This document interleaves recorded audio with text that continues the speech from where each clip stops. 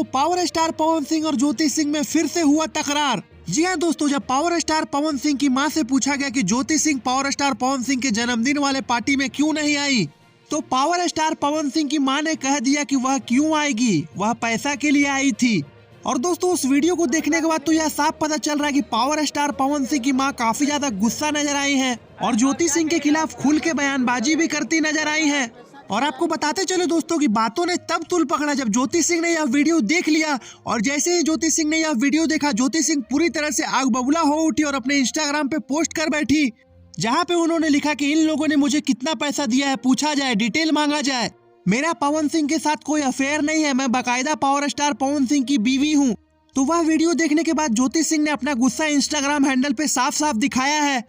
Friends, यह video देखने के बाद तो साफ पता चल रहा है कि दोनों सास बहू में काफी ज्यादा कड़वाहट है और शायद से पावर स्टार पवन सिंह की मां ज्योति सिंह को लालची कह बैठी है।